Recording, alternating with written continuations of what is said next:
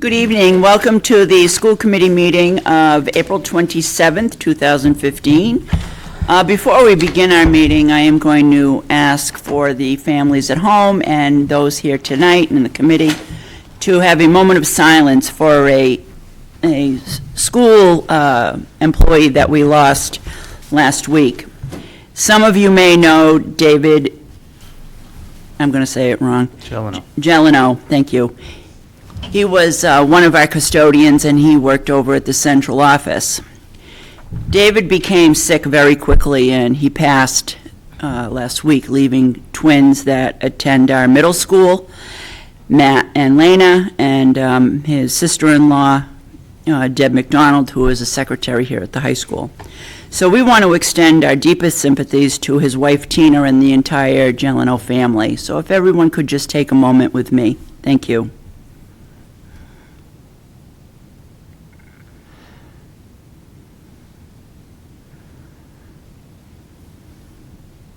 Thank you very much.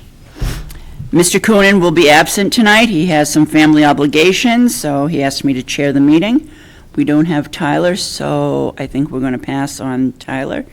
If you don't mind, Mr. Superintendent, I'm going to ask that one of our most probably best and brightest from the moment he stepped into one of our schools, Nathan Schultz and his family have been friends of mine forever. His mom and I go back way before you were ever born.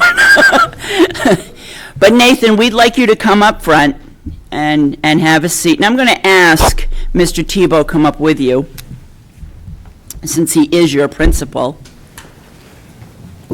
And if you could just shortly share some of the really good news and accolades that you've received recently. We think that it's very important to celebrate students who have done so well in Oxford. And you are absolutely one of our top students and have been since childhood. So if you could just tell us what's happening in your life. I work this thing. Just talking to it? Yep. So recently I was selected to receive the Scholar Athlete Award, which I'll be receiving this Sunday at a brunch in Marlboro.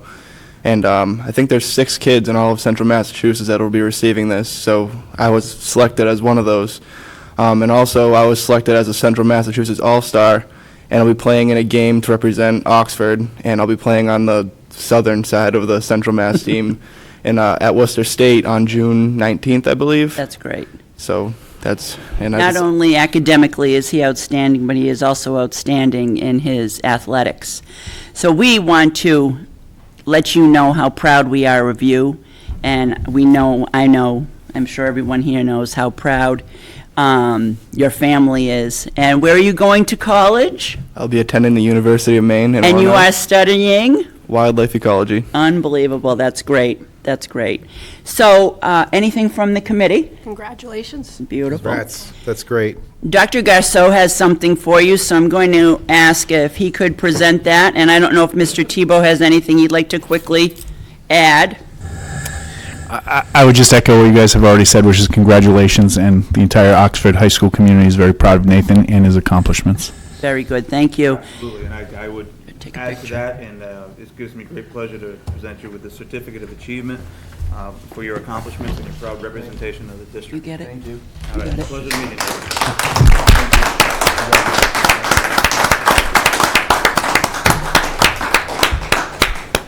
See, Nathan, I told you it would be painless. And this evening, we have two student representatives from Oxford Middle School that are going to come up and tell us what's happening. If you could tell us your names, what grade you're in, that would be great. I'm Angelique Davis, and I'm in 8th grade. I'm Caitlin Reed, and I'm in 8th grade. Very good. Who would like to go first? Some general happenings so far this year is NJHS students hosted an OMS movie night on Friday, April 10th. 5th and 6th graders viewed Big Hero 6 from 2:30 to 4:30. 7th and 8th graders viewed the same movie from 7 to 9 p.m. Over 110 total students attended. We had movie baskets and a concession stand with popcorn set up for the students, and a great time was had by all. We look forward to hosting another movie night in the future. Very good. Good job. Another NJHS event that we had was a NJHS and NHS Spring Conference at Holy Cross College on Thursday, April 9th. At our advisor, Ms. Gremsky, and all the officers, which would be myself, Caitlin, Savannah LaMountain, and Alexandria Holmes, we all attended. We actually have a write-up of our events of that day, if we could read that. Our day at Holy Cross started with arriving at the college with excitement and anticipation for the day's events. We signed in, followed the crowd to the ballroom, and we experienced an inspirational presentation by Scott Maloney, who informed us about his brain damage due to a poor choice he made while intoxicated. His story was unforgettable. One of the workshops we attended was prioritizing for maximum productivity, which through some fun exercises, we met new students and learned about how to manage our time wisely, which will help in presentations, schools, jobs, and family life.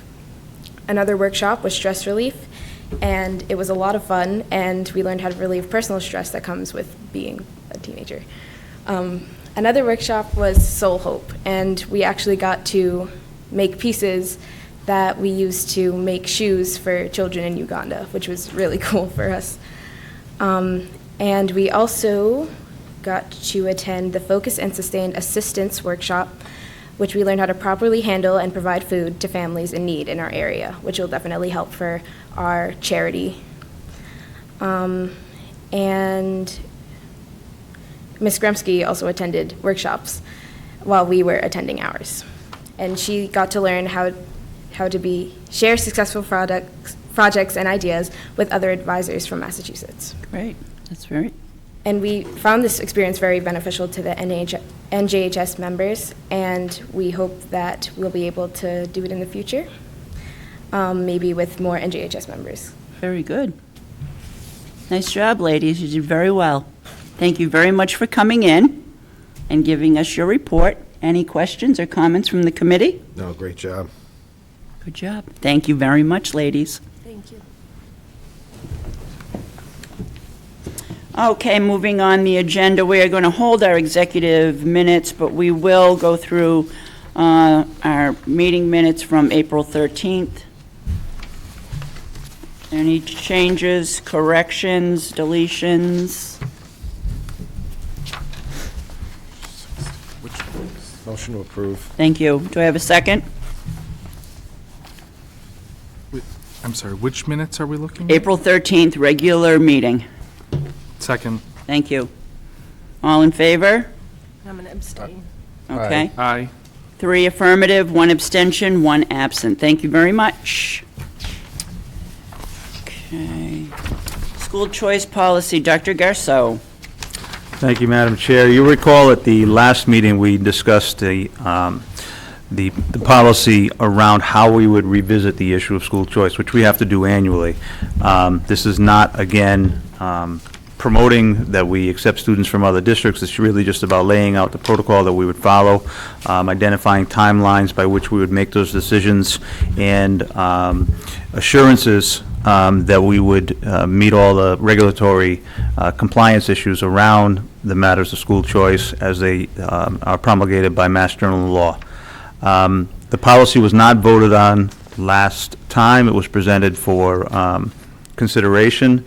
There was a question raised by Mrs. Ennis regarding is it possible to have some kind of application process should we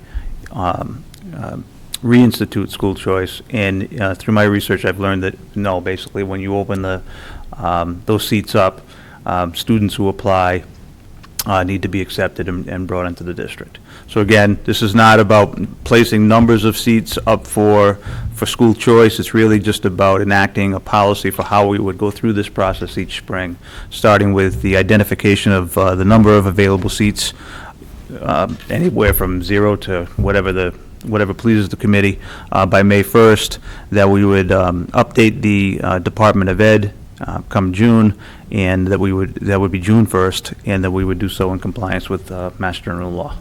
Okay. Any questions? I have one quick question. Sure. As we know, when a student of ours or any student goes to, say, Bay Path or charter school, the tax money follows them. And when the student, if they are returned because either their MCAS results are not where they need to be, or there's a disciplinary problem, or their academics are not where they need to be, we know the money does not come back to us. Is it the same here? If we accept a student in, the money should follow, let's say, I'll just put it out there, we'll say Webster. The money will follow that student. Now, if that student has to go back to Webster or another community or a different kind of program, does the money follow them back, or do we hold on to those tax funds? The way school choice is compensated is a little different than the per pupil allocations that we get through Chapter 70. Okay. If a student were to come to us from another district, we are only able to charge that district tuition up to $5,000 Okay. per year. When a student comes to us from another district, say as a ninth grader, they are not obligated to reapply year after year. Once they come to us, they are allowed to complete their career here in Oxford. Okay. So it's a slightly different formula, All but right. Okay. All right, I hope thank that you. answers your question. Yes, thank you very much. Anything else? Yes, sir. Being that this is the second time we've gone through this policy, I would motion that we would accept the policy as written.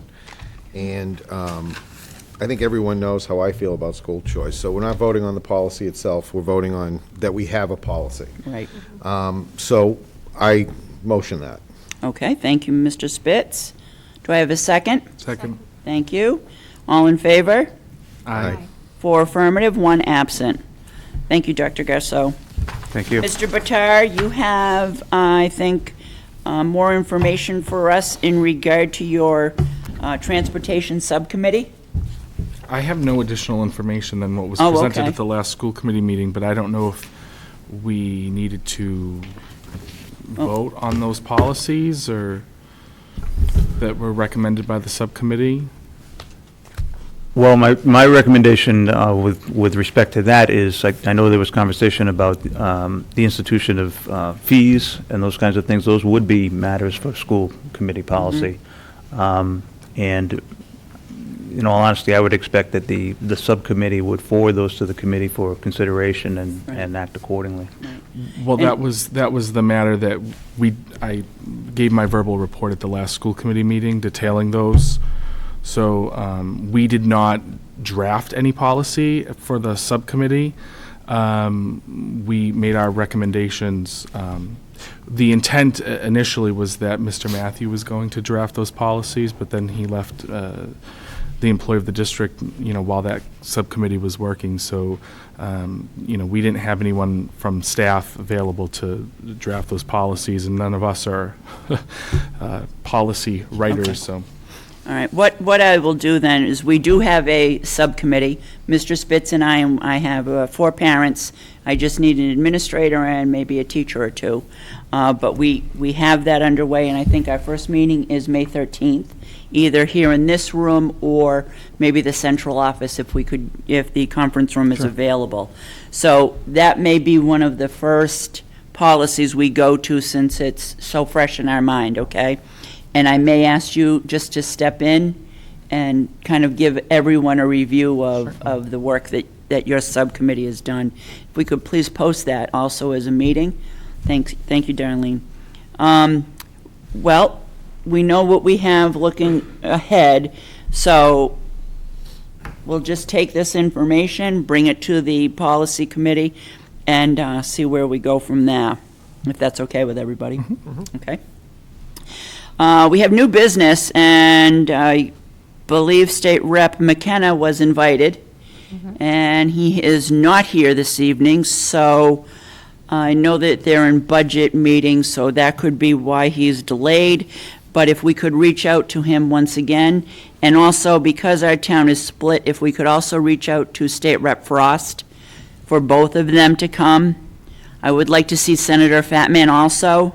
I know that I have quite a few questions for these gentlemen, and I'm sure that the committee members may have more questions also.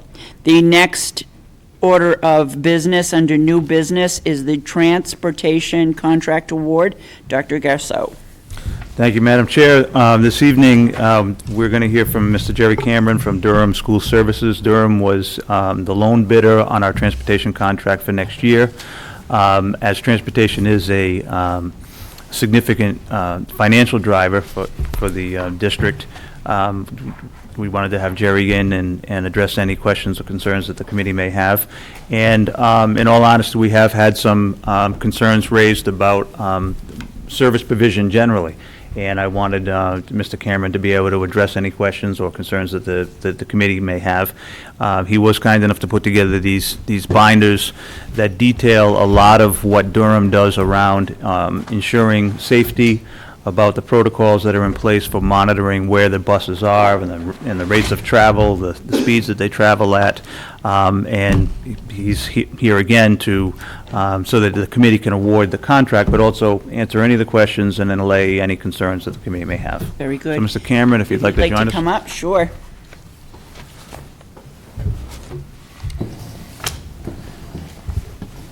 Thank you very much for coming in. Thank you for having me. You're welcome. And if you'd like, the floor is yours, sir. The floor is mine. As you may or may not know, Durham has been in the community, I believe, for 2 cycles, which is 6 years. I used to work for a company called Laidlaw Transit that used to have the contract also, so I'm familiar with the background with respect to the Oxford Public Schools.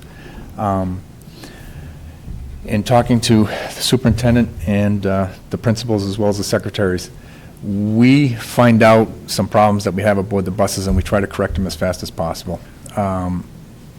Some people can get to us on the social media sites. Durham has one. If there's comments or suggestions people want to make, they can absolutely go to those sites. They're inside the books. And what happens then is we have somebody that monitors all that. That will come back down to us, and then we have to respond back to those folks with respect to those questions. Now, some of this, when we respond, some of it you just can't do. I mean, everybody would love to have a stop in front of their house, but it's just impossible. Right. Because you're only dealing with 11 buses for the middle school and the elementary tier. And what we try to do, time is of the essence. So we try to take all this into consideration. And we got to make sure the drivers are paying attention to the speed limits and stuff like that. And I know some of this came up in the subcommittee meeting that Mr. Batar was in charge of. Mm-hmm. So I'll take any questions you folks have, and I'll try to answer as best I can. What is your turnaround time when you have a phone call of a concern from a parent or a resident or teacher, principal? How quickly? Typically, we try to get to on the emails. Emails are easy because usually we can get to that real quick. Sometimes we have to pull a tape off a bus. You folks do have cameras aboard the Right. buses. And sometimes we'll hear a comment with respect to what happened, you know. Mm-hmm. So then what we do is we try to get the video off the bus if it's on the bus or outside the bus. And that generally tells us exactly what happened. And you know, those videos are going all the time when the bus is in? Correct. Is out? Okay. Correct. I know the principals as well as the secretaries and stuff ask for that quite a bit. And we try to get it to them like that day Right. in most instances. Right. So with respect to phone calls, we try to get to those as soon as possible. I know there was a comment made that I guess somebody at the CSC had been hung up on. If that was true, I apologize. Well, all I do is review the service protocols with the people that I have in Worcester. Okay. We have a dedicated dispatcher for Oxford. She comes in at 6 o'clock. We make sure everything's covered for you folks from 6 to 9, 9:30, and then any service questions or comments from the community, we try to address for the afternoon as best we can. Okay. That's about as fast as we can. Well, I know on social media there was a statement made of a bus speeding. And then I was given information privately that it was not a Durham bus, it was a AA student bus. So that got blown out of proportion from some of my understanding, but then on the flip side of that, you know, if somebody sees that, like I've said 100 million times, call 911. Don't post it. Do the right thing. And the excuse I got was I didn't want to get in trouble with anybody, which is ridiculous. So that, and, you know, I had that banter back and forth with that resident, so I'm hoping that if anyone sees anyone driving, you know, recklessly. So in matters like that, what kind of, I guess, training is something I'd be interested to hear about, how often you have your training? Like, we have professional development for our teachers all the time, so what kind of training do you give? And also, what is the safety programs that you provide for our students, if any? Let me deal with the driving. First of all, Right ahead. a driver's required under state law to have 8 hours of in-service training, and that can Okay. cover a gamut of situations. How to drive during the wintertime, what to watch out for in the springtime, what to watch out in the fall. We stress safety, and you'll see that in the books that you have. There are a number of programs that we do. The biggest one, and I think all bus companies have it, is what's called a child check. What you want to make sure of is when we bring the bus up to the school, that every student is supposed to get off the bus. What we don't want to do is leave the school and then find out that we've got a student on board, you know, down the road. That shouldn't happen. So we have a child check. So the driver is supposed to, as soon as they drop the students off, they should be pulling out to the school as best they can, and then just walk to the back of the bus, and then just check all the rows to make sure everything's all set, Okay. and then pull out, okay? Yeah. That's the child check. At the end of the day, we also have an electronic version of it in the back of the bus. You basically have to go to the back of the bus and press a button. If you don't do that, the bus is going to go off like somebody who's breaking into a house. Like an alarm That- system goes off? Exactly. That's a double check just to make sure that everybody's off the bus. What you don't want to do is have any students left, especially in cold weather, and people just walk away from the buses. If you go through some of the stories that you'll see in the newspapers and stuff over time, there are instances like that. There's been a couple, our company's been guilty of it, and if it does happen, the people get terminated as quickly as possible. Okay. We don't put up with it. Okay. We don't put up with it. I want to go back to the buses in town. You do have AA buses here. They have a contract with the Abbey Kelly, and I think Yes, this is a right. route over here. You also have first student buses coming into the community. Yeah. So if somebody sees something, if it says Durham School Services, or if it says Oxford Public Schools, that absolutely belongs to me, and I want to know about that. I definitely want to know about that. Okay. Okay? And safety programs for our Safety children. programs, yep. Especially our young ones. Yeah. You're required by state law to have 2 bus evacuations, one in the fall and one in the spring. That's required by law. And then what happens is you sign off on those. What we try to do in those evacuations when I first came to the community is the schools wanted to bring out mats and stuff to the places where they do it. And I said, well, you can't do that, because if we're on the road, we're not going to have all of this stuff available. So we're going to show the students how those side doors work and how those back doors work. And we assign usually 2 of the biggest kids aboard the bus to the rear doors, and then they help the little guys off the buses. Okay. Some drivers also take it upon themselves to make sure that the students know where the two-way is, just in case something goes on. At least we know what's going on. We have GPS aboard the bus, so we know where the buses are all the time. And because we have two-way communication, if something does happen aboard the bus, usually the driver can get to base and we can find out what it is. And then typically they'll tell us, this is the situation I'm having, and we can either dispatch an ambulance, our own personnel if it's something like that, or we can dispatch police. Okay. Typically in Oxford, we don't run into those situations. But it's More always in good other to be prepared. communities. Who is the one that is responsible to sign off on that? The principals, or? You said we Yeah, sign, you typically, sign off? in my dealings in most of the school districts is you have the business manager or somebody to that effect has to sign off to the state that those evacuations have been done. That it's been completed? Correct, Okay. correct. So that's sent over to the state, okay. All right, that's all I have. Anything for our committee? I have a question. Please, go ahead. Okay. So if there's a breakdown or anything like that, I just don't know if we have protocol as a department or an accident. Do we send out principals to respond as well to the scene if a bus breaks down? Is there set Generally, protocol? we don't send principals out, but we have had a couple of instances where students had to be offloaded one of Durham's buses and another had been sent. we'll receive phone calls at central administration telling us that there's that kind of situation in place and how it's being addressed, and then we do what we can to get the word out to parents, especially if it's going to be, if a bus is going to be running 10 minutes late, we don't really announce it and getting out there, but if we're talking 15, 20, 30 minutes that people are waiting for their students or kids are not going to show up at school, we'll do an all-call, we'll post it on Facebook, we'll post it on the website, so we try and advise people as quickly as we can. I don't know if our district's ever been in this situation before, but if there, God forbid, was an accident, do we have protocol where we have school nurses that can go, or anybody else besides first responders that know the children? I only bring this up because I've experienced this happening in the district that I work in several times. Initially, that would be handled by the Oxford Police Department and Fire and Rescue, but, if there was a need to have students checked, and we have had this, now that you say that, I'm reminded, we have had students who had been jostled due to a near accident or whatever, and they are checked by our school nurses and reports are filed and all those kinds of things. We do have students that come to school, will have bloody noses and stuff like that, and the drivers will contact us, and then what we do is we call over to, usually the middle school, we call over to them, and usually they've got the nurse waiting to take that student off, just to deal with that. Yeah, and I just wonder, like, if, God forbid, again, something did happen, if Yeah, there's a protocol, like you guys contact the school, Right, the the typical- school sends a nurse Right, to the bus, or Well, whatnot. we wouldn't send a nurse. Typical, depending on what we're talking about, the Right. driver's going to let us know, I've had an incident, somebody's hit me, okay? We're going to ask all the questions, where are you? Is there anybody hurt, as best you can determine?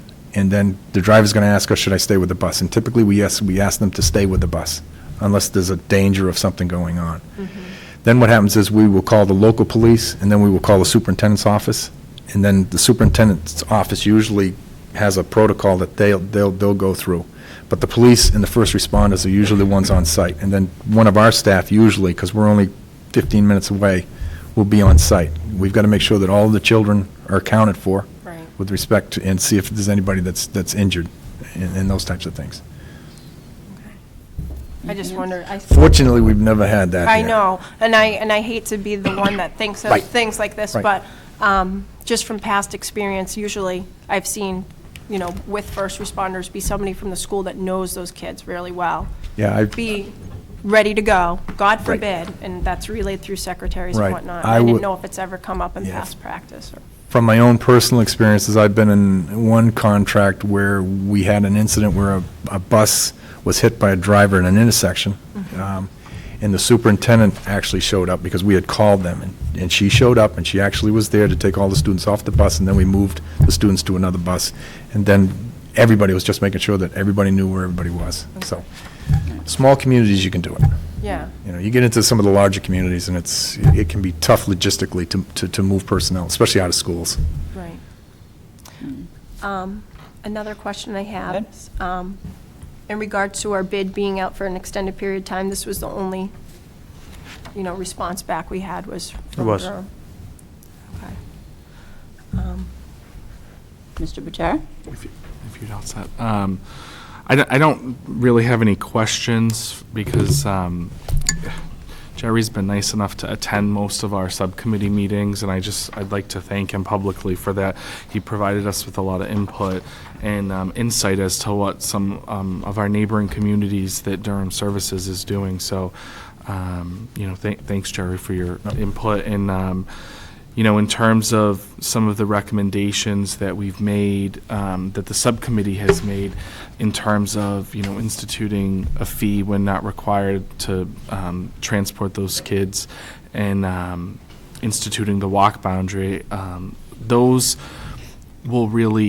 things, if we choose to move forward with them, will help us, I think, do two things. One is reduce the number of buses that we're running, which will reduce our costs, but then also hopefully be able to save some time on these runs. And nobody wants to pay a fee, but the district is in a precarious financial situation, so it's I don't think it's necessary for us to put money towards resources where they could be better used. So I just wanted to thank you again. Jerry provided us with a lot of great feedback, so thank you. Thank you very much. Mr. Spitz, do you have anything? I'm all set, thank you. Do we have the bid amount? In all honesty, Madam Chair, I thought it would be in this packet here. I don't have it. Donna, do you have it? I don't know maybe? if No? Mr. Cameron does. Do you have it, Donna? No. Do you have the amount, sir? I do not have the amount. All right, then we won't be bidding, we won't be voting this evening. Unfortunately, that's unfortunate. Okay, what we'll have to do is hold this until our next meeting, which will be, actually, we do have town meeting May 6th, and we sometimes have a meeting beforehand. So I will ask that it be put on that agenda for our 6:30 timeframe, and we'll get the numbers and everything and take it from there.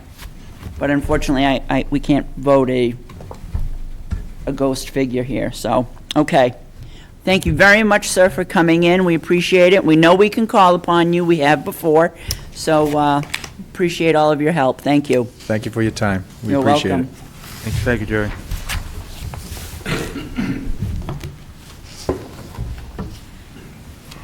Next on our agenda is the 2015-2016 Oxford High School Year Schedule. Mr. Tebow and Mr. Nugent, come on up.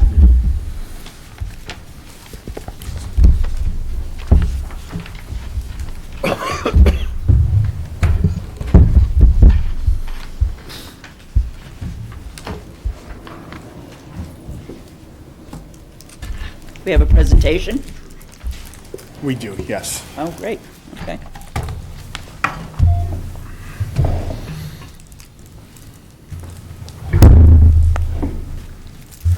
You want the lights off? Will it be better with the lights down, or?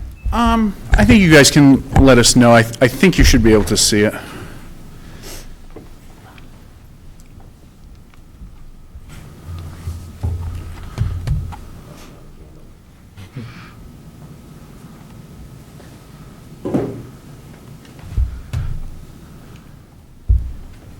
Am I too far away to use this wireless keyboard?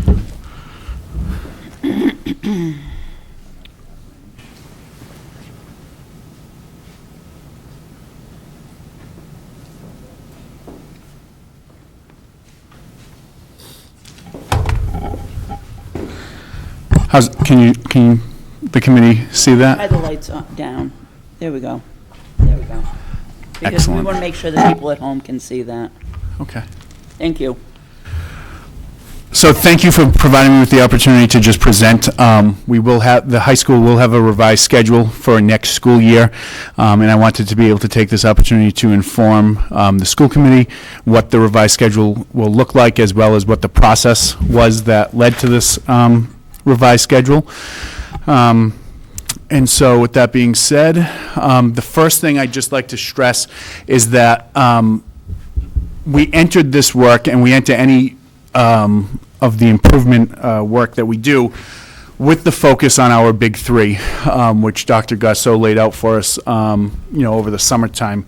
And so specifically just that, our focus is to constantly improve the instructional core and the systems and supports necessary for college and career readiness, to improve educator effectiveness and enhance leadership capacity, and finally, the third one being, very important, especially given that it's budget season, that we pursue organizational and fiscal efficiencies in support of improved outcomes for our students. And so this was the framework that we used at the beginning of the school year in the fall, when we started looking at our current school schedule and what potentially our new schedule would look like.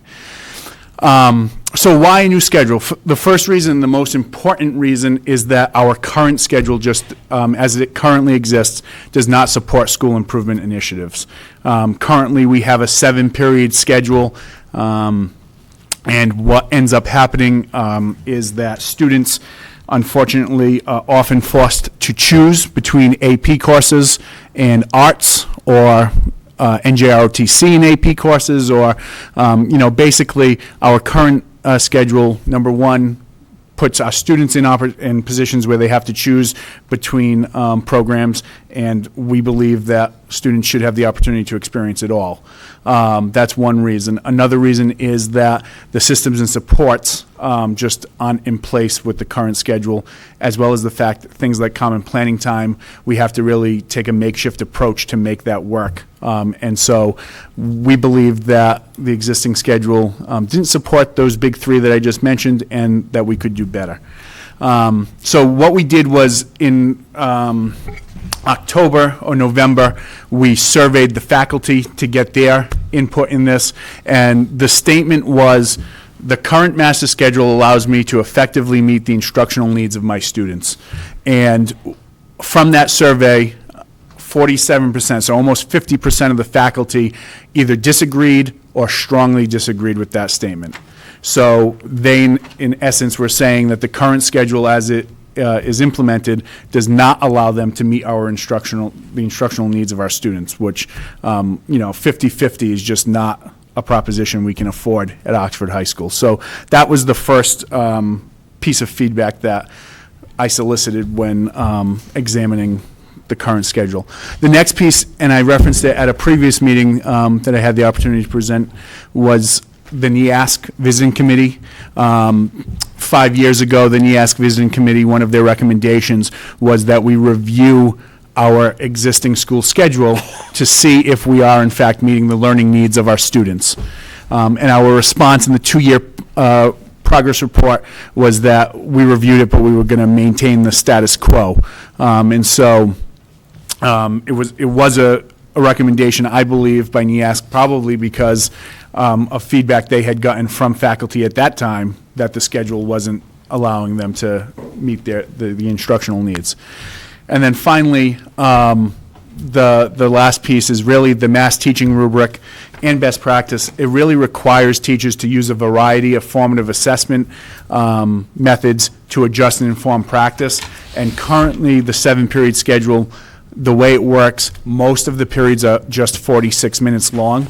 So 46 minutes when you have you're transitioning from one class to the next, time to get settled, time to get focused. 46 minutes just does not provide our teachers with the time they need to really use formative assessment the way it should and the way it needs to be used. So the process itself, in November, as I mentioned, we surveyed the faculty members. Not just around whether or not they thought the master schedule was allowing them to meet the needs of their students, but I also asked them what their priorities were in revising the schedule. And they were able to identify, they were able to select multiple priorities and also to offer other and explain what the other were. I took that survey data, and in December, I presented it to 2 groups. One is our Faculty Advisory Council, which is made up of 6 faculty members from across departments. Really, also, it's representative. We have experienced educators on there, as well as some of our newer teachers on that committee as well. The OEA is represented on that Faculty Advisory Council as well. And so that Faculty Advisory Council is really representative of the entire faculty. The other group that I presented it to was the department heads, and so we presented the survey data to them, and also I solicited their feedback around how they felt we could improve the schedule, what changes could be made, and what the priorities should be in the new schedule. In March, a presentation was given to the entire faculty during a faculty meeting, and I presented to them a proposed new schedule based on the input I had gotten from these 2 groups, as well as from, a number of informal conversations I had had with faculty members, as well as research around what other surrounding communities were doing, what other level 1 schools are currently doing. And then after I presented to the entire faculty, I then took time to meet with individual common planning teams by department so that I could address any department-specific concerns that might have come up after I had presented to the entire faculty. And that process took, 2 or 3 weeks in order to find the time to meet with them during their common planning time. And then finally, April 10th through the 14th, there was an anonymous vote that was taken of all OEA members using Google Drive, and faculty members were allowed to anonymously log in using the Oxford Public Schools email and Google account. They were able to vote in favor or not in favor of the proposed schedule, and this is just a screenshot of the results. There are 42 OEA members in the high school building. That includes professionals like the school nurse, as well as guidance, and the teachers. And so of the 42, 39 responded, and about 60% of the faculty approved the new schedule, which I'm about to present to you.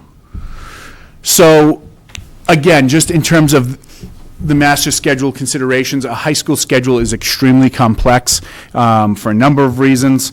There's a number of different variables that go into it, and there is no magic bullet and there's no perfect schedule. Any schedule that is presented, there are going to be pluses and then there are going to be some minuses to it. So the goal is not to find a perfect schedule, but it's to find the best schedule that best meets your needs of the school. And so some considerations that were given when we were doing this revision, the first and most important is student engagement and student learning needs. We have to be able to meet the learning needs of our students, and we have to be able to provide them with lessons that are engaging. Other considerations, do we want a rotating schedule or do we want a static schedule? Block, long blocks or periods. Length of periods, common planning time, special programs, course offerings. And so all of these things were priorities that were identified by our faculty during when we surveyed them, but they're all also variables that go into building a master schedule. So what we came up with after considering all of these different variables and the faculty survey data and looking at what other communities are doing, we came up with a revised schedule, an 8-period schedule, but 2 would drop a day. So students having an opportunity to enroll in an additional course compared to this year, but only 6 will meet a day. So they have an opportunity to enroll in 8, only 6 will meet a day. What that does is that allowed us to make the periods 10 minutes longer. So instead of 46 minutes, most of the periods will be 56 minutes. And there will be one period that is actually 76 minutes long. That 76-minute period, there are a lot of benefits to it. Some of the uses, obviously, for science. When your science class rotates into that 76-minute period, that's an ideal amount of time to do most high school labs. Not all, but most of the high school labs. So rather than having to split up a lab over 2 days, science teachers will now be able to plan accordingly. And once when the class rotates into a science period, for that 76-minute duration, they'll be able to do an inquiry-based lab on that day. It also has benefits for other content areas as well. For example, if you're teaching, ELA or social studies for that matter, or science, or math, and you teach a normal lesson for the first 56 minutes, but then that other 20 minutes you can provide targeted intervention. So again, getting to that idea of systems and supports that our students need in order to be successful. There's 20 minutes once a rotation where you can really provide some targeted intervention for students without them having to leave, without them having to take an additional course or an additional period. It's built right into that normal schedule. The other thing it also does is, in those other disciplines, is it provides you with an opportunity to do some project-based learning now, because now you have them for a longer period of time once through a rotation. So that's another benefit to that. Some other features of this schedule, there's, obviously we had to meet contractual language, and so when I show you the schedule, you'll notice that there's one guaranteed prep period every day in accordance with the OEA contract.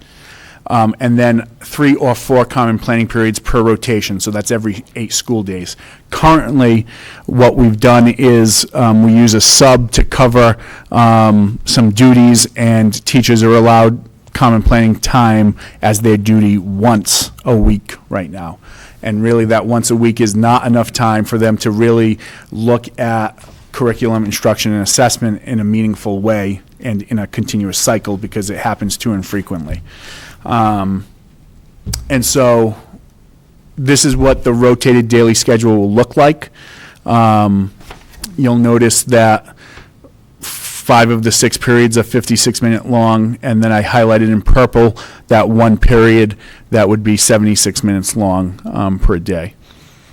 The color scheme was just on there so that I could show, you'll see in the next slide, what we did in terms of looking at common planning time. We tried to marry the prep period with the common planning time so that twice in an 8-day rotation, the prep period and the common planning time will actually butt up against one another. And what we're looking to do is build a culture where teachers are really collegial and collaborating without being told you have to do it, but just they're doing it because that's what they do here at Oxford High School. And so that's our goal, is that they'll recognize the worth and the value in this common planning time, and that at least twice in a cycle, they'll have this longer period of time where they can really get some serious work done. Also, during, it's important to understand that during common planning time, that's when many of the initiatives, many of the activities that we're planning in the accelerated improvement plan will be addressed as well. So this is really important time for the teachers and for their professional development and for their professional practice, really. And then this schedule, again, they're all the same schedule. This just breaks apart our unified arts program. And you can see that they have the same common planning time and same prep time as any other of our core academic teachers do. This is just to give an example of what ELA, and I only put one department up there, but this is, and again, this is not set in stone, but this is what a potential teacher's schedule might look like. And again, the number of sections and things like that were based off of last year's numbers, so that is all, that could all change. But if we had the projected schedule this current year, this is what it might look like for our English department.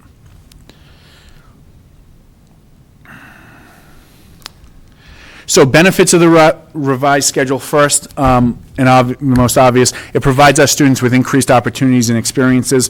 Like I said, students are now allowed to take one additional course than the current school year, and that they previously have had the opportunity to do. It should eliminate most, if not all, of that choosing between an arts program and an AP program, for example. They should be able to do, with this new schedule, anything they really want to do, because they have that increased flexibility.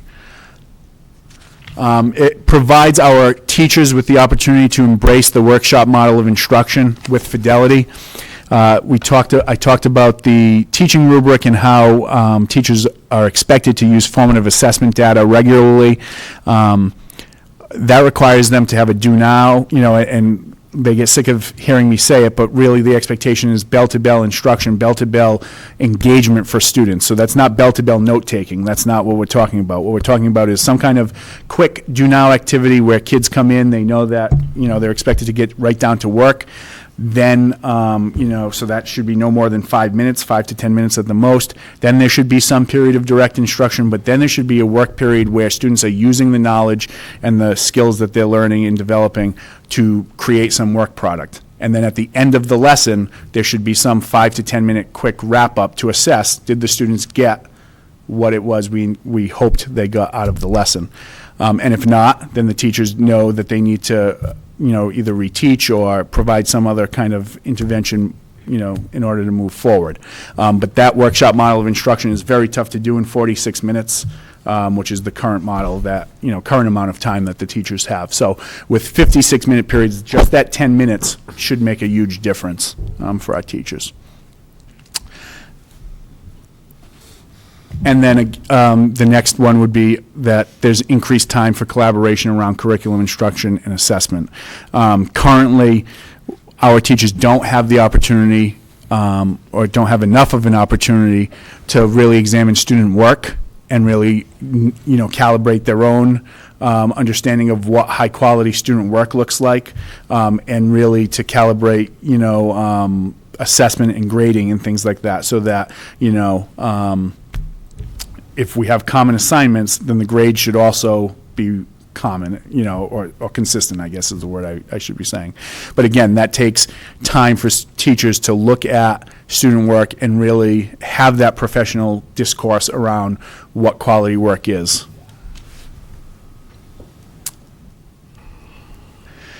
I just spoke to that point. It also, this schedule too, one of the big highlights for me is the flexibility that it offers. It should allow us to reduce the number of ACT labs and increase the number of student electives, engaging student electives. Just anecdotally, I'll share, because I don't have hard numbers, we did our course selection process right before April vacation, and over 200 students have signed up for AP courses next year. So last school year, I want to say it was 53. This year it was up to 153, and next year it's should be up over 200, which is significant, especially when you consider our sophomore class, which will be juniors, is only 84 students. It's a very small class. So we have, again, increased the number of students who will be sitting for AP courses next school year, and we did it with less students than we have currently this year. So we're continuing to make those strides. The other anecdotal piece I would share is that a couple of teachers have emailed me after course selection day to talk about the fact that there was excitement and buzz in the room, particularly with our freshman and our sophomore class, about the different electives that they would now be able to take next year. So that's all very positive, and we're only able to do that because the faculty was willing to engage in this schedule revision. And then again, as I mentioned, common planning time is vital to doing the work that we're outlining in the accelerated improvement plan at the district level. And again, it supports our big three. So the plan for implementation, first, we will have class assemblies during the final weeks of school for grades 9 through 11. I will say that I shared with the students, not details, but when we were talking about the program of studies and the changes for the program of studies, I shared with them that we would likely have a schedule change for next year. And of course, some of the questions you expect, I would have asked the same thing at their age. Is my lunch going to change? Do I have a shorter lunch now? And no, lunch will be the same. I explained to them that, the only thing changing is that they have an additional opportunity to take a course, and also that the courses would be, a little bit longer, but that the expectation is not that they're sitting there taking notes for an additional 10 minutes, but that they're actually engaged in some kind of hands-on, meaningful, learning experience. So we'll have class assemblies to talk in more detail, because it will be tough for them, I understand, to transition from what the schedule they've had for, the seniors next year will have had the same schedule for 3 years. I know it will be tough and it'll take some getting used to. So we'll have class assemblies before the end of the school year, but we'll also have posters, oversized posters blown up and posted throughout the building, and we'll make sure we support them in that transition. I also plan to schedule a night for parents in June, so that I can present to them the schedule change. I talked about the oversized posters, and then the use of the television, which is located in our main foyer, to routinely broadcast the daily schedule, will also be part of that. And with that, I will take any questions. Mr. Spitz? Just a quick one for me. First of all, this is great. I think long time coming. I don't know how else to say that we adjust our scheduling.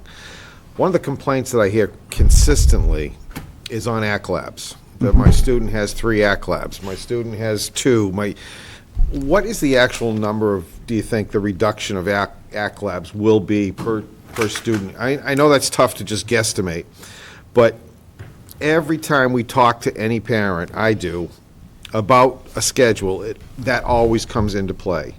So to me, that's a big thing in what you've presented tonight, and I would like to be able to give good news on that subject.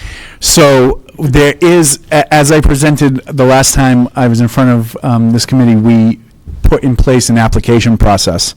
And I addressed each class about, well, current 9 through 11, about ACT Labs and about the fact that, number one, there would be no more credit awarded for them, and number two, they would really be reserved for students who demonstrated need for them.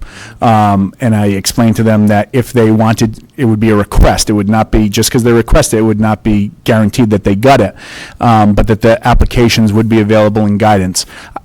I received one so far, and there is quite a process for them to go through. They have to identify why they need it. They have to identify how they're going to use the time, and they have to set some academic goals for themselves. Then they have to have their parents sign off on it, their guidance counselor sign off on it, and administrator approval is the last signature on it. So there's a review process. So I can't tell you for sure how much. I will tell you this. Currently, we have 20 of them running. It will be nowhere near that number. Good, thank you. You know, so I would say, I would commit to that, and I would be more than happy, once the scheduling process has played out, to update the committee in terms of how successful we were in reducing them. I really do think that who the does lack the of work on credit, in the application process is going, and me messaging to them that not everyone is going to have one approved, I think will drastically reduce that number. Thank you. You're welcome. Mr. Butera? Thank you. Refresh my memory. Do students still have a study hall period? So that's what an ACT Lab is, Okay. except that past practice at this high school was to award credit as well for it. And NEASC had recommended 5 years ago that we eliminate that practice of awarding credit. And so that's what we're doing for next year. So there, I thought the last time you came before the committee, there was talk that there was a study hall and but it's one and the same, study hall and academic lab. No, so I think what you're remembering is there was a question asked about students on IEPs and would they have supports, and they will. That's called an academic ACT support. Yes, thanks. ACT support. What Mr. Spitz was talking about was an ACT lab. They are two different things. ACT supports you get by way of your IEP. We will still have those. They will still receive credit. They're doing supervised skill, remediation, and they're receiving they're doing academic work supervised by a special educator. ACT labs are supervised by any teacher, and to be quite honest, they're study halls. Right. And so that's why, some students use them appropriately and get work done in there, others don't. But either way, there's no original academic work going on in there. So they're completing homework for a course they're already getting academic credit for, I guess I'm just a little concerned that you've only had one person request this, and I would think, given the rigor of the schedule that you're putting forth next year, you may have some student athletes, for instance, or students who participate in a lot of after-school activities, and I would hope that those students are encouraged that some kids work after school, that they that they not completely be deterred from applying for that study hall if it would help, or academic lab, if it would help them be a more successful student. But I'm sure you'll touch on that. I have a few more questions. I was kind of I was disappointed with the survey results for the new schedule. Was it only a one question survey? Did you receive any input as to why so many of them voted against it? Sure. So it was a one-question survey. I'm not entirely surprised, because anytime there's change, you have people who are hesitant, you have people who are nervous, and some of the concerns that I heard were things like, well, so ultimately what will happen is teachers currently are teaching 5 out of 7. With the new schedule, they'll be teaching 6 out of 8. So on some days, they'll teach 4 out of that 6. Other days, they'll be teaching 5 out of that 6. But either way, they're picking up an additional section, if you will, of students. So some concerns were, if I can teach an additional section, then you'll need less teachers, but, and I think some of that fear is rooted in the fact that some kids have 2 or 3 ACT labs. So if that practice continued, and, kids weren't held to, fill their schedule, then yeah, I mean, realistically, but that's not our goal. Our goal is to have students who have full academic schedules, so I need teachers to be in front of those sections. So, but that's a very real fear for some teachers, and until they see it, they can't really get behind it. The other thing I would stress is that, only 47% of the faculty surveyed originally thought there was a problem with the schedule to begin with. Right.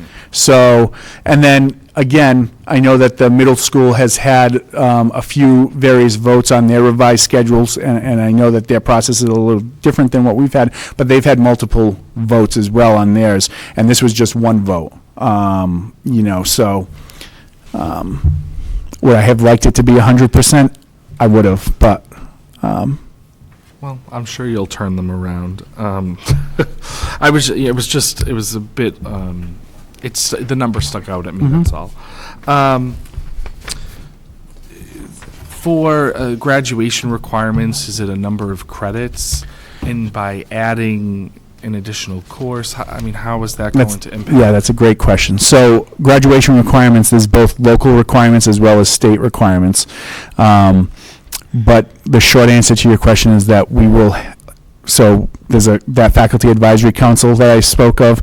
There's 2 subcommittees. One is around conduct policies. The other one is around academic policies.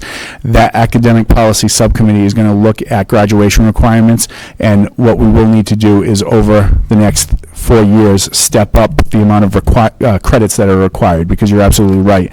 If they can now earn 40 credits in a school year, theoretically students could, have 120 credits, and we only require 115 to graduate after 3 years. So what we will do is, it won't impact next year's seniors. They'll still have to have 115 credits to graduate, but for the class of 2017 will be the first class where we'll look to start, scaling out, additional requirements for them to graduate. And I would assume then you could actually phase that in over a number of years. Right, that's, when I say scale, that's what I mean, yep. Okay. So over 3 years, we'll increase the number of credits required for graduation. I only have a couple more. I'm sorry. I only have a couple more questions. I'm curious about the thought process behind the days in which a session does not meet, having those 2 days not be consecutive. I'm sure that there was some thought, but could you maybe touch upon, when I looked at the rotating schedule, so for instance, sorry. So is the question, why don't they not meet 2 days back-to-back? Not why don't they? Not in that fashion, but I'm just curious about the thought process behind not having them those 2 days off, so to speak, be back-to-back versus spreading them out. So there's a number of different, one is, I think if you spoke to the teachers, they wouldn't want to have miss the same group of kids 2 days in a row, because then potentially they could, miss them on a Thursday, Friday, let's say, and they won't have seen them, nearly almost a week by that point. So I don't think that they would, I think that could hinder instruction. But another reason for it is that in order to work out the schedule so that the 2 periods, married the way they did, and to make sure that we fulfilled contractual obligations, you'll notice if you go through it, for example, social studies prep period 3. So the prep period, our teachers, that's their time to prepare. We can't give them duties. We can't, require specific things of them. That's their time. The common planning time is different. That time, we absolutely say, we expect some work product out of you, whether it be revising curriculum, whether it be looking at student work, whatever it is, there's something required of them for that. In order to rotate it so that they get at least a prep period, I had to flip-flop those 2 periods so that there's no day in that rotation where they don't have at least 1 prep period. Oh, great. No, and I mean, I think everybody knows this, but I don't have a background in education, so most of my questions are more out of curiosity than Sure. anything else. But my last question is regards to homework, adding an additional course. I'm somewhat, I don't want to say fearful, but I'm fearful that, if I don't see that teacher for a day for that particular section of class, does that mean that they're going to, give me double homework? And now, the kids are going to have an extra class of homework to do every night. And I know Mrs. Ennis has brought this up before about the homework, the workload that we're putting on them. I'm just concerned. I find that today's young kids are oftentimes high achievers and, will do everything they can to do this, but you don't want, juniors and seniors getting burnt out either. Right. So a couple of things. First, I would say this schedule is not unique to Oxford High School. There are several school districts that use some variation of it. And I say variation of it because some have 7 and drop 1, some have 8 and drop 2. And they're very high achieving school districts. One of them, for example, that's 8 drop 2, is Somerset Berkeley Regional High School, which is not in this area of the state. It's in the southeast, but they're a level 1 school district, and they use this. I know that Tom Ethier, the department head for social studies, when he returned from a SWCL social studies meeting, and he was a little bit skeptical about the schedule change. He came back and he said, Mr. Tebow, talking to my colleagues from across SWCL, I found out that either they have a schedule similar to this or they're moving to a schedule similar to this. And again, some very high-achieving schools within our conference there. And then the other one, another one that I'm very familiar with, the high school I graduated from, Joseph Case High School in Swansea, level 1 school district, they have 7 drop 1, but some of the elements like the one longer period, that comes from that building. And so I have some experience with seeing how it works and plays out. To speak to your concern about homework, I think that's part of a broader conversation, though, that we've started and we will continue around what is homework, why do we give it, what's the purpose of it. If it's just longer homework, then that's not what we want to see in homework. We want to see assignments that enhance the learning and are higher order thinking and meaningful experiences, not time-consuming experiences. I'm just concerned about, if a student is in 6 classes a day and they don't have an AC lab and, they play a sport or participate in the musical or whatever the case may be. So they've been in school, 6 hours, roughly 6 hours, and then a couple hours in an after-school activity. If each teacher gave just one assignment that took about a half hour each, that's 3 hours of homework. So, I just want to make sure that the students have a work-life balance, so to speak. We don't want these kids getting burned out or staying up all hours of the night doing homework. So, but you're right. I think it is part of a broader conversation. Mm-hmm. Anything else? That's all I have. Thank you. Very good. Thank you very much. Thank you. One quick question I have.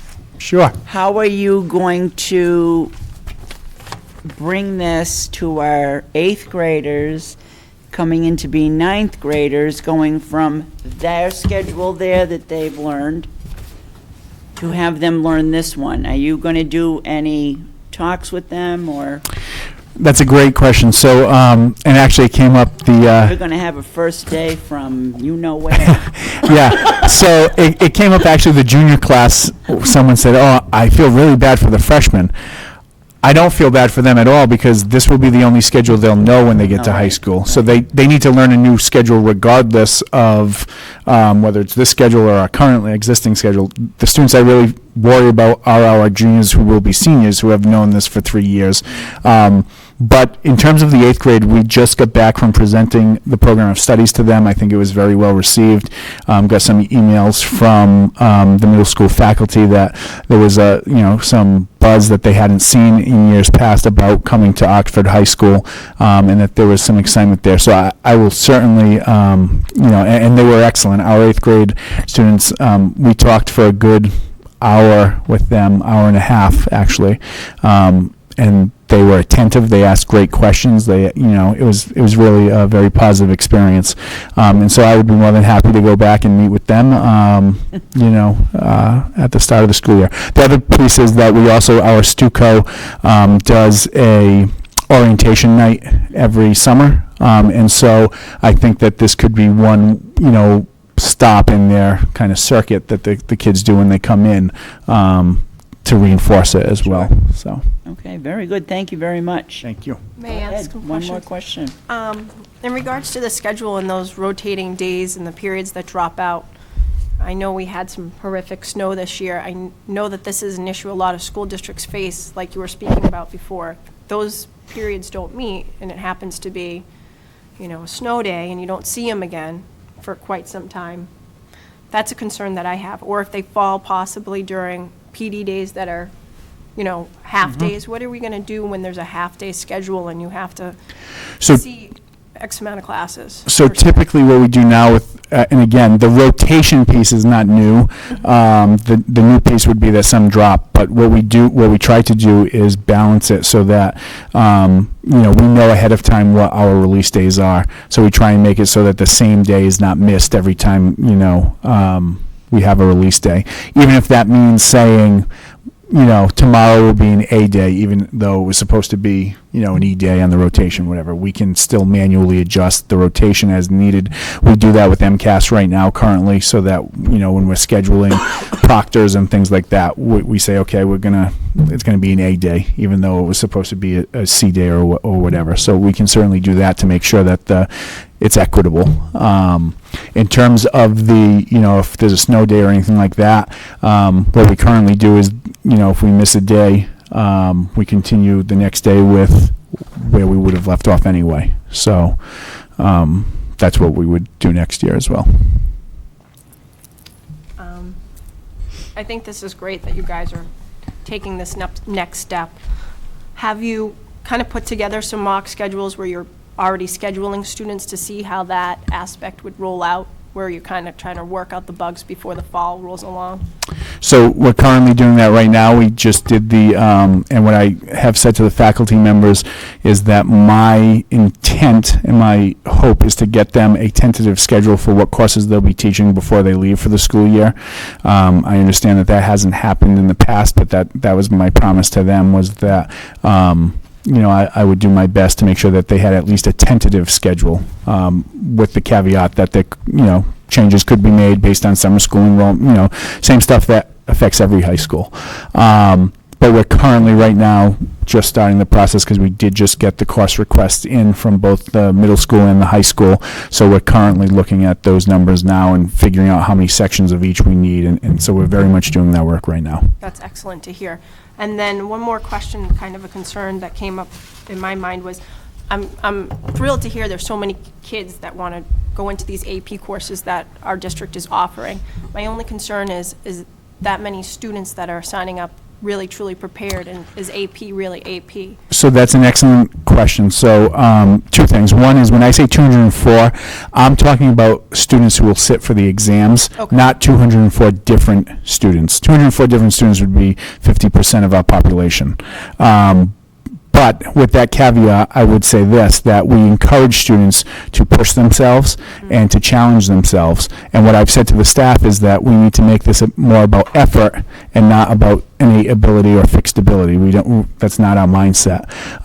And Mass Insight Education, who we partner with, who's been instrumental in helping us to increase our numbers, who I have had a lot of personal success with in terms of, at Durfee, we were able to triple the amount of students who received qualifying scores on AP.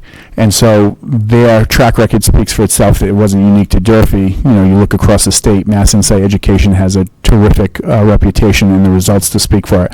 Their philosophy is to democratize AP access. And if you look at, various research like breaking ranks and different things like that, that's a key cornerstone of any school improvement is increasing the access to rigorous curriculum and rigorous courses. And so that falls in line with what we're trying to do with the AP program. I think that's great with the AP program. In regards to rigorous coursework and whatnot, the courses that we have in place now, I know just from looking up at reports and whatnot in regards to students graduating with mass core requirements, that really hasn't been in place. Can you speak to a moment like how we're getting on track so our kids graduate with all those requirements under their Sure. So this new schedule is a key piece of that because now they can enroll in an additional course. So again, there's no need to pick art or an AP. Mass core is very prescriptive in terms of how many units of each you need, and a lot of times students don't meet it because of art, for example. And so there's no reason for that. While it's not a requirement right now, I spoke earlier about the committee reviewing graduation requirements. That's one of the recommendations that I'm going to make and kind of push them to explore is adopting the Mass Core curriculum. If we adopt it and make those our graduation requirements, then there is no excuse to not have students fulfilling them. On the flip side of that, though, we have to understand that comes with increased financial obligation because now you're going to have every student who needs to take 2 years of a world language. Currently, we don't have 100% of our students taking 2 years of a world language. The other piece is it would require all students to take 2 units of art. We don't currently have all of that. So I'm all for the Mass Core, but we have to also understand that, if we do embrace Mass Core, we have to be willing to, embrace to provide the resources that come with it, which means, potentially additional staff. Yeah, and I think, just to speak to that for a second, I think that this town is working towards that, and I think we should be really open about the fact that we want our schools to get to that point, and especially in regards to, money and finances and whatnot. I think that's something that needs to be brought to the attention of the public, that we're trying to make these steps for our children so they graduate with the same experience as a community next door, or they're ready and they're prepared. And, right. The Mass Core is there because that's the expectations that we should all be giving our children in any community to be prepared for, whatever pursuits they pursue in the future. So I'm glad to hear that that's something that we're working towards, and hopefully that will be in place. So that really excites me. So thank you, and thanks to everybody that's working so hard on this. So Very good. Thank you again very much. Thank Have you. a good evening. Thank you, Russ. We appreciate the hard work. Thank you. Mr. Cameron, I'm going to have you come back up. I do believe that we have the number of the bid that you offered. Dr. Garceau went back and looked, and he found it for us. So, I'm sorry. No, Yep. go ahead. Oh, no, I apologize. I was able to pull it up electronically, and I did want to, take advantage of the fact that Mr. Cameron's here with us tonight, and if we can just get this ironed out. So, the bid that I'm looking at is broken out by middle school and elementary, and the average cost over the 3 years annually would be $645,210. For high school busing, annual base per year would be $21,697.20.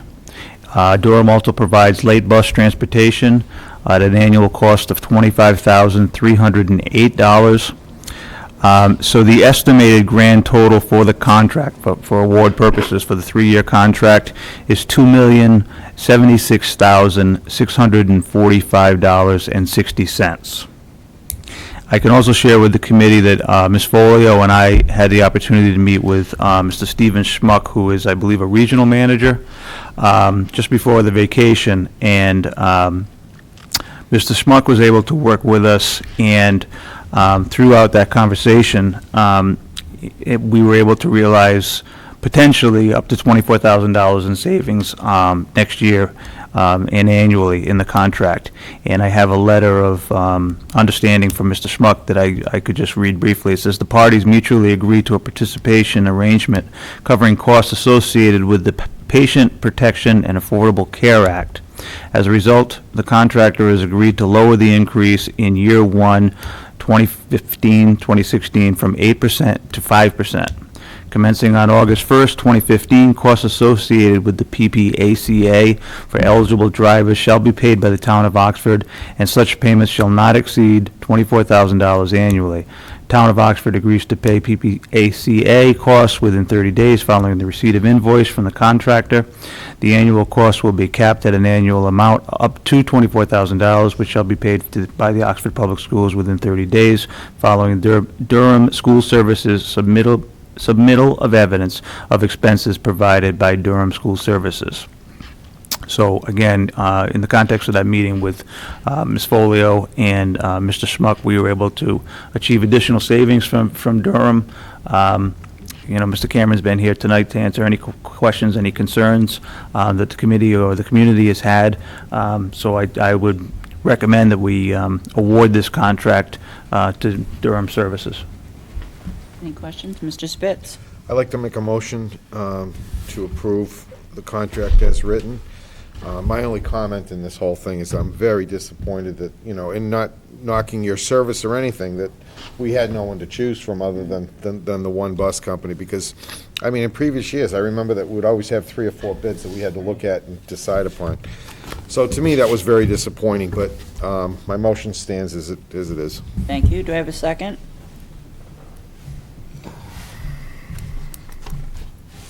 Go ahead. Or discussion? Discussion, I'm uncomfortable with voting on a contract without having the contract. I know we have the number, but talking about a $2 million contract, I'm just not comfortable with Okay. voting it without seeing it. All right. And can I ask a question in regards to the bid process? How is it posted? It's a public, well... It was posted publicly, I believe, March 3rd. How so publicly? Like newspapers, different?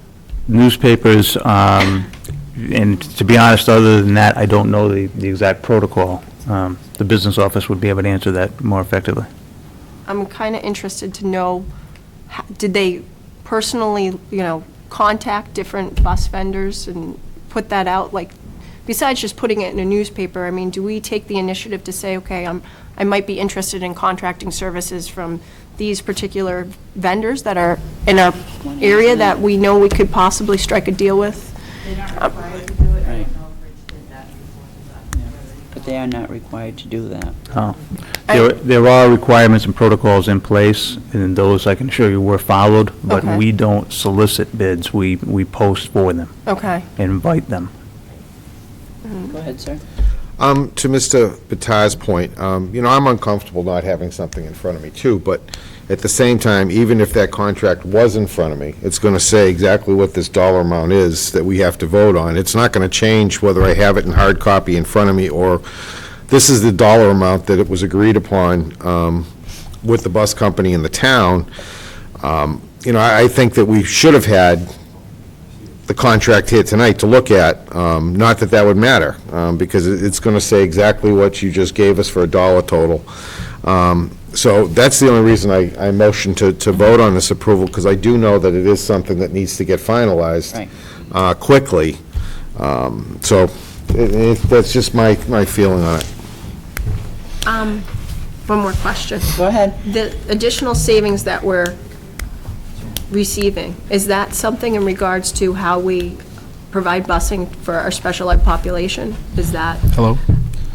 No, it's much more involved with, Ms. Folio can speak to this. Okay. It's much more about the healthcare. The 24,000 is a projected cost from Durham for complying with the Affordable Care Act for the next phase that's coming up. It hasn't been totally locked in whether they're going to do these look-backs of 10 months or 12 months to make the calculations. You also have a presidential election that will come up, and maybe the whole Affordable Care Act will get repealed. So we didn't want to lock into expected costs if things got repealed or there was a change and they haven't really defined that look-back period. So what we said is we would agree to pay up to the 24,000 if you're required to pay it, but we don't want to have to pay it if you're not paying it. Gotcha. So that's why we asked for it to be worded that way. That makes sense. Thank you for clarifying that. I really appreciate it. All right, I still have a motion on the floor. Do I have a second? I will second it. And I will call for the vote. All in favor? Yes. 3. Any opposed? No. 1 no, 3 affirmative, 1 absent. Thank you very much, sir. We hope we have another good school year run with you, and all we really ask is to keep our kids safe. And we will do that. Thank you very much. Thank you very much for coming in this evening. Thank you all. Thank you, Mr. Cameron. Next on our agenda is, let's see, out-of-state field trips. Dr. Garceau. Thank you, Madam Chair. This evening, we have two documents. One is a request for grade 2 to travel to the Connecticut Science Center. Grade 2, obviously, going out of Chafee. The date of the trip is Friday, June 19th. Chaperones and students are accounted for. We have 24 chaperones to accommodate the needs of 157 students.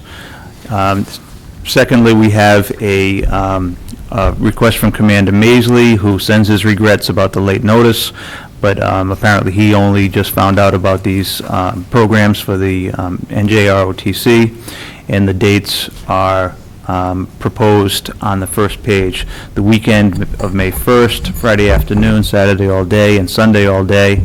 The second weekend would be beginning May 8th, Friday afternoon, Saturday and Sunday all day. May 15th, Friday afternoon, Saturday all day, Sunday all day, and the same happens on May 23rd, with the exception of the Friday. I'm sorry. The weekend of the 23rd is Saturday all day, Sunday all day, weather permitting. And these are, again, NJROTC events, which are always hugely successful and certainly never a concern in terms of student behavior or those kinds of things.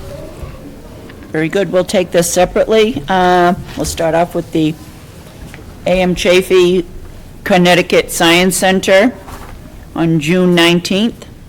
Do I have a motion to? Motion to approve. Thank you. Do I have a second? Second. Thank you. All in favor? Yes. Yep. Yes.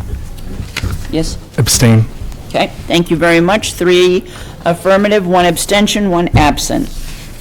The next will be for the National Junior ROTC to attend the Unit Senior STEM Sailing Final Capstone, which I think he should have included the school committee. Do I have a motion to approve? So moved. Thank you. Do I have a second? Second. Thank you. All in favor? Yes. Yes. Aye. Yes. 4 affirmative, 1 absent. And for clarity's sake, Madam Chair, you're saying you should have included the school committee for a day of go sailing. sailing in Newport? Okay, just wanted For to the make day of sure. sailing. Actually, he does take us on an amazing trip from Newport on the, what's the ship? I don't remember the name, but I was there last year, but. Yeah, I remember the, yeah. Yeah, and that was a treat and a half. I haven't been for a few years, but it was great. All right, next on the agenda, we have our subcommittee. As I had said earlier, our first meeting for the policy subcommittee is May 13th and the place to have that meeting will be determined. Right now, the time is 7 PM. That time may change if we can do it a little earlier. We'll see how it goes, and Mr. Batar, we'd like you to be there, and Darlene is going to post that meeting for us. Mr. Coonan is now here to discuss the Memorial and Remembrance Subcommittee. Back to our subcommittee for a moment. We are looking for a couple of teachers and one administrator to serve on that committee with us. And next on the agenda is Dr. Garceau. Thank you, Madam Chair. I would just like to join the committee in sending my condolences to the family of David Jeleno. Mr. Jeleno was a custodian at the central office, and I'll admit I didn't get to know David well, but I did have dealings with him in that capacity and also as a parent of our students. He was always a gentleman, a hardworking family man who loved his family very much, and we send our best to that family. Also, I have an announcement about the water situation at Clara Barton. It's been posted to Facebook. It'll be posted on the district's webpage, and an all-call was made to the parents, to the families of Clara Barton, that it was reported to me at 5 o'clock this afternoon that by Mr. Dones from Facilities and Maintenance that the hot water heater had suffered quote-unquote catastrophic failure, meaning the hot water heater is dead. It can't be repaired. It has to be replaced. As a result, there will be no hot water at Barton tomorrow and probably Wednesday as well. But I immediately contacted Pat Hokinson, the Director of Food Services. We also contacted the Oxford Department of Health, and both Pat and the Department of Health were in agreement that with the use of hand sanitizers, school could open tomorrow. It'll be a safe situation for the students and for the staff, including in the kitchen, but there won't be hot water at the school, and any additional information that becomes available will be shared with the community as quickly as we can. Okay, So. very good. Thank you, sir. May I ask a question? Yes, go right ahead. Projected cost for replacing water heater, is that a big? It's Bill, well over considering it's a $30. I don't, I You don't honestly know. don't have the number. I found out at 5 Yeah. o'clock that it was gone. So there's going to be an expense incurred, but again, I'll let the committee know as soon as I know what it is. Thank you very much. Anything else on that? Mrs. Folio, would you like to come forward, please? Thank you very much for coming in. You're welcome. I do have a few things that have been going on, so I just kind of wanted to fill you in. Those of you that have noticed, we have a grub issue. The middle school, as you come in, that whole area, the baseball field is not playable. They are using Greenbrier Field and coordinating schedules with the Little League to make sure that they can use fields.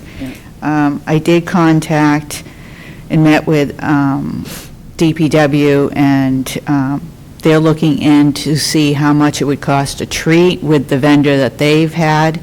And Nate is also looking at 2 other quotes, so that we'll have a quote of 3. I understand that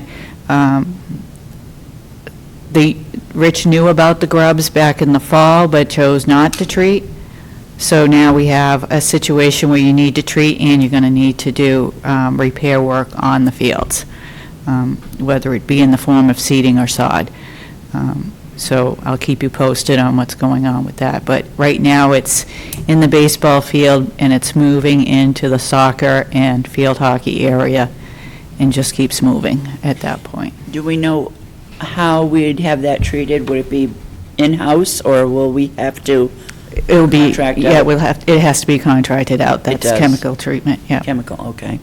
Yeah. So those fields that are not being used now, practices and everything are Greenbrier? I believe they tried rolling it, but it was still unsafe Okay. for ground balls and stuff, so I believe they're trying to do even practices up there, but I'm not 100% sure. That's my understanding from Mr. Dildarian, is Okay. that all activities have moved over to Greenbrier. All right, well, that's unfortunate. Yeah. Keep us posted. Okay. Thank you.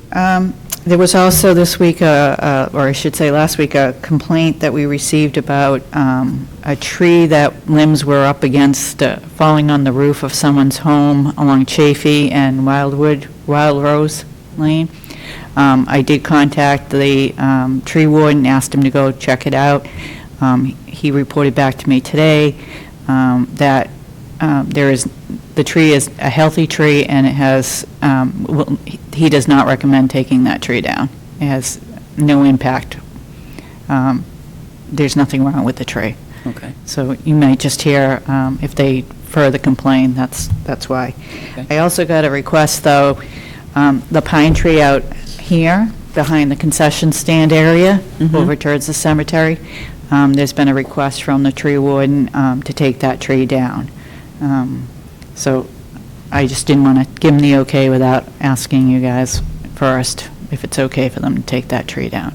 What's the cost on something like that? Isn't that like about $1,000 to take a tree that size down? I'm not, we have a tree warden, so Yeah. I think he does the tree work, so. Is I it don't- dead? Is that what the problem is? or- I'm not sure if it's dead or if it's right on the border of the cemetery, so I think it was more a request from the cemetery side to take that tree down. But I'll work it out with them, because my feeling is it's, if they want it down, they can pay for it. I like that. You want to take a vote on that? I don't know the tree that we're talking about, and, I mean, I'm Right in the assuming there's corner. no, Okay. Right It's behind the- right behind, when you walk in, you can Behind. see it behind like You'll the see it when you concession leave, stand. if you can see it out there. It's kind of a sole pine tree. Yeah, it's by all by itself. itself, yeah. Does that require a vote? Is that under the purview of the school committee? Well, it might be on your land, so I don't want to. Well, it is in our Yeah. care, custody, and control, so I am going to request that we have a vote. Do I have a motion, please, to take the pine tree down? The best place to say it is behind the concession stand, because it is on our property. I have a problem with that, Why? as far as voting for that, because we should get more information. I mean, we should find out if it's going to be a cost incurred to the school. I thought, darn it, Yeah. You said it. I'll tell them they can take it down if it doesn't cost us anything. That's my. And I'm totally cool with that, if it doesn't Yeah. cost the school department. And maybe it Otherwise- could be in your motion that way, that Yeah, they can put it take in it the down motion as long if as there is no it's. fee. So I will give you that motion then, if there is Thank no you. fee. Do I have a second? Second. Thank you, all in favor? Aye. Aye. He likes the tree. Well, I want to know why they want to take it down, so I'm going to Well, say no. she's gonna let us Yeah. know. But I'm not comfortable with voting yes until I know what Okay. the reason is. So All in I'm a favor? no. All in favor? I said aye. 3 affirmative, 1 no, 1 absent. And I just want to mention, you said about bus fees for the bus. And I just want to make sure, because I don't know if it was talked about or not, if you want to set up a separate account, that would be a revolving account through that 53E&a-half legislation, that has to be done at an annual town meeting, and it's authorized annually. So we're too late for this meeting, but you could get it on for the next meeting. You October? can charge the fee, but if you want to segregate the funds, it has to be done and authorized annually. You'll see a whole bunch of them that appear there now. It's just formality. Rich did recommend that that if we did move forward with that it be in a revolving fund, but I would suggest it as well. he did not let us know that it was something that we needed to set up in advance, and so. So if you decide that you want it, I'll try to remember to bring it up to you before the next town meeting article's closed to see if you want to do that. It's not required, you can still charge the fee, but you can't segregate the money unless you have that. where would the money go? It would just go into the general fund. Okay. And what happens with that, any new money, when they do the calculation for net minimum contribution, they take into account any new money, and that's how you get a higher net minimum contribution. So one way or the other, you do get credit for some of it, but you wouldn't get the whole 100%, but you don't either, because you would be offsetting the bus cost, which is, So I'm sorry, that wasn't the impression that he had left us with. He had made it sound as though it would be going towards to offset the like it would go against the transportation budget, but you're saying it would go towards the town's general fund?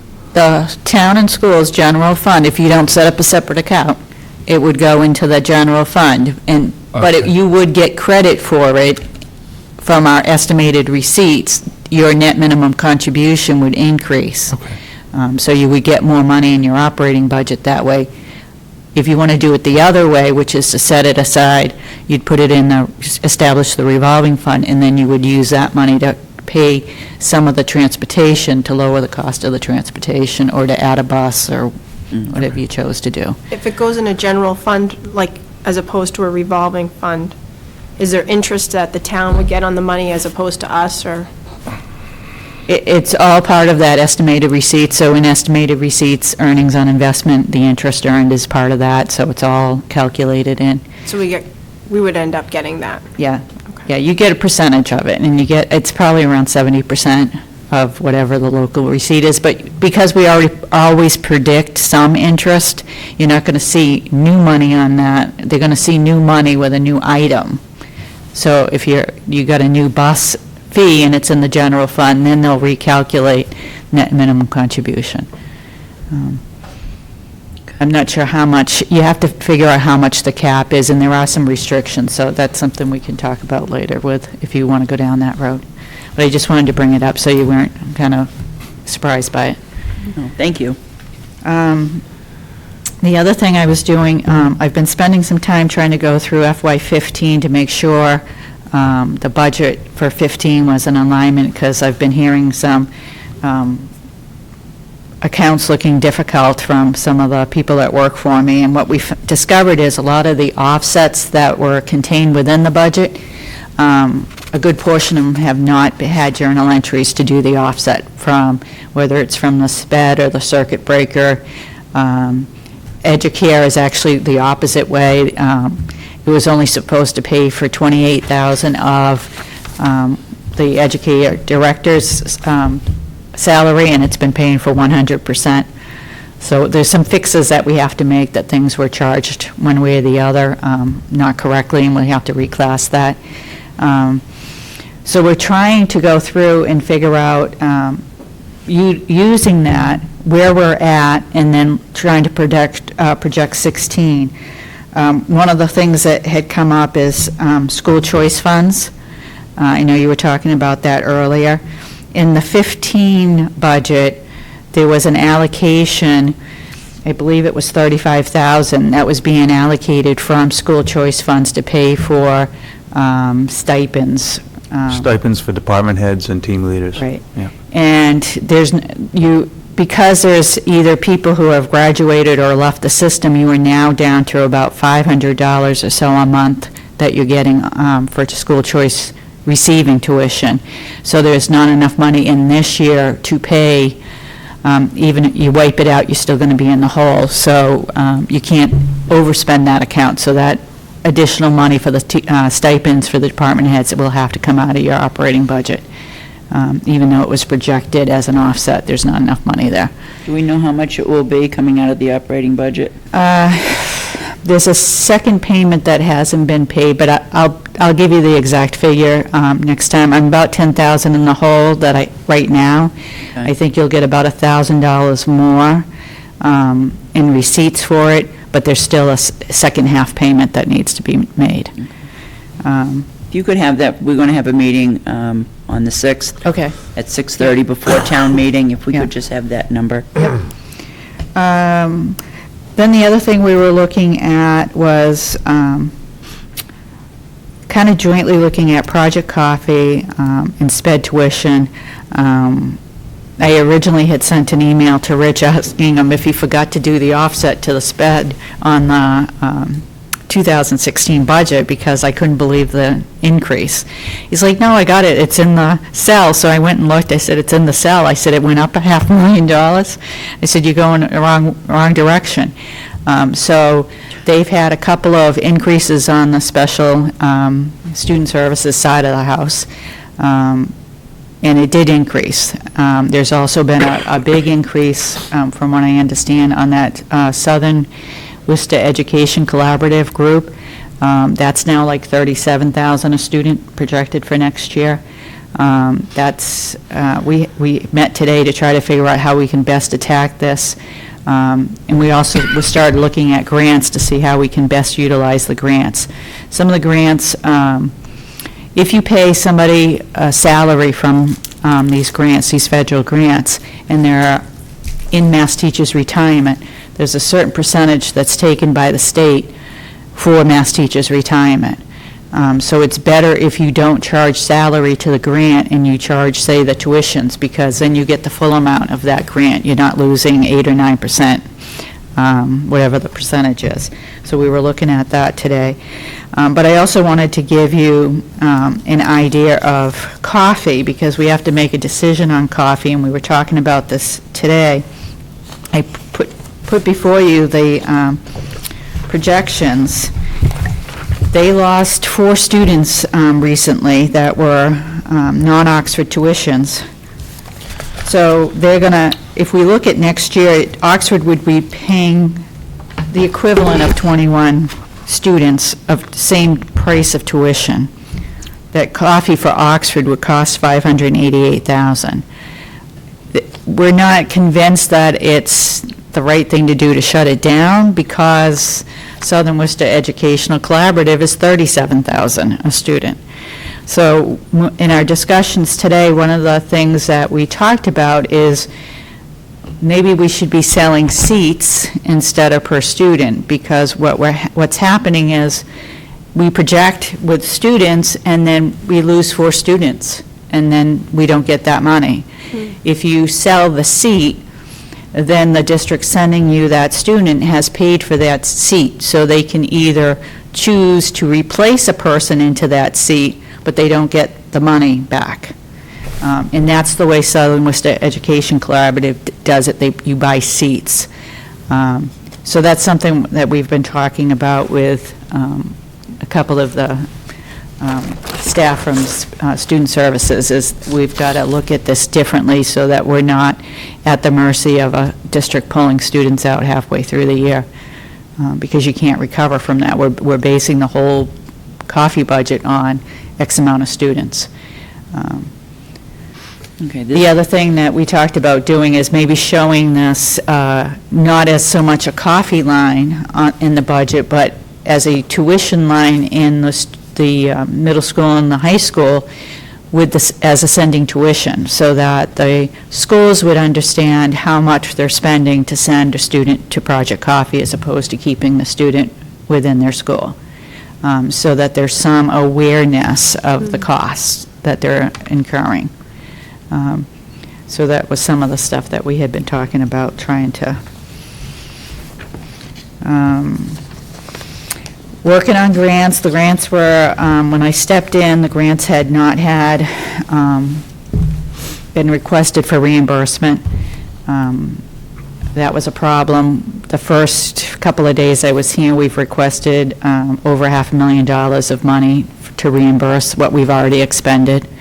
And we've just recently, we're getting ready to do another for April to catch up with more reimbursements for April and get that back on track so that the requests are going out every month. There's been no budget amendments. There's been issues with lines that are not budgeted for. Amendments need to happen, and we're getting close to the end of the school year, and we have to get those amendments in. So that's what we've been working on. All right, very good. Any questions? Okay, thank you very much, Mrs. Folio. We appreciate it. Thank you, thank you. All right, from school committee members, I'll start with Mr. Bitar. Hold your breath, everybody. I have nothing this evening. Wow. Woo.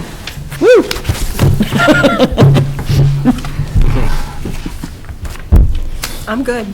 You're good, too? I am, I know, surprised. I as well, I'm good. Oh, my God. Well, here I go. Let's see, I'd like the meeting posted, please, for May 6th at 6:30 in this room. That is before town meeting.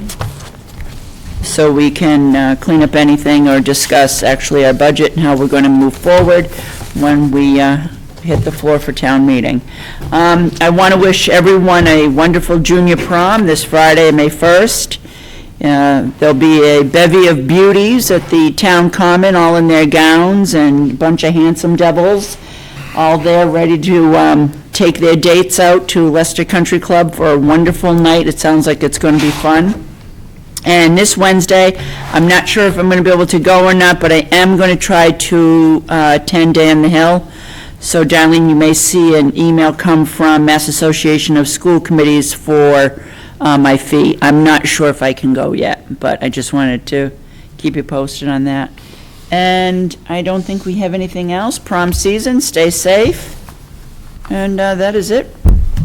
I'd like a motion to adjourn. So moved. Second. Thank you. All in favor? Aye. We are adjourned. The time being, well, I don't know if that time is right. 7:50. Thank you very much.